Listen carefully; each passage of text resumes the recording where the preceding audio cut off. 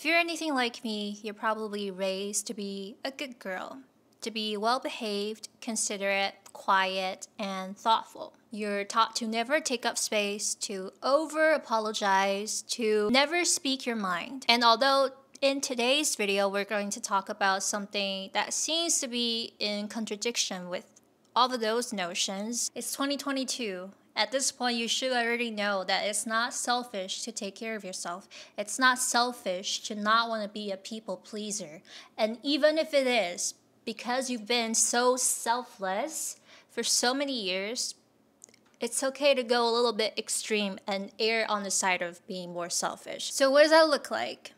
In the context of your relationship with your parents, say you want to go to this college, say if you want to move to a new city, but you feel bad because you'll be far away from your parents. You want to do this profession and your parents want you to do something else. It's not selfish to tell them no. It's not selfish to draw your boundaries because ultimately you're going to live with your decision. Okay?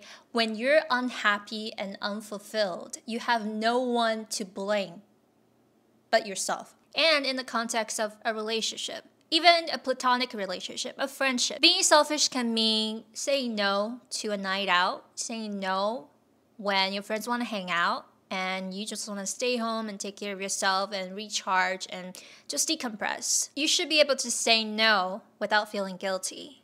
Because as cliche as it sounds, you can't pour from your cup if your cup isn't full. You have to fill your cup first, recharge first. On an airplane, the air hostess have you put on your oxygen mask first and then help those around you. You can't help anyone. You can't even help yourself.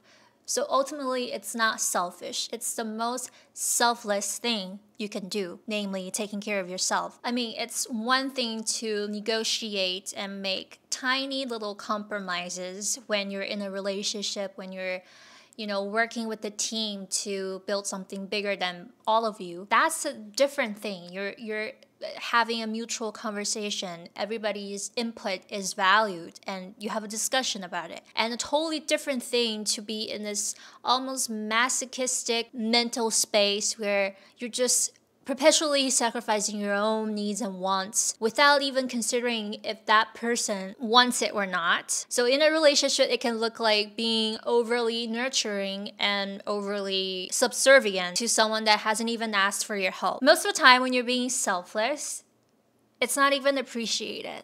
Okay? So being selfless in many, many occasions doesn't serve anyone any good. So that is my PSA of the day. Consider this an invitation to be more selfish, even though you're not really selfish if you ask your heart. If you really just listen to your intention, you'll know that you're not actually selfish, but society and the people around you, your parents, your teachers have brainwashed you into thinking that you're selfish, but you're not, okay?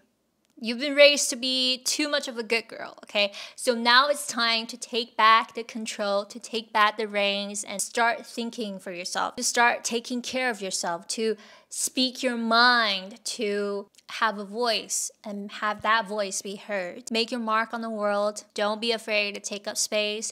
Don't say, I'm sorry 10 times a day. At best, just say, excuse me or my bad, but don't say, I'm sorry. Don't say, oh, if I may. Just speak how you want. Speak whatever that's on your mind and let it be.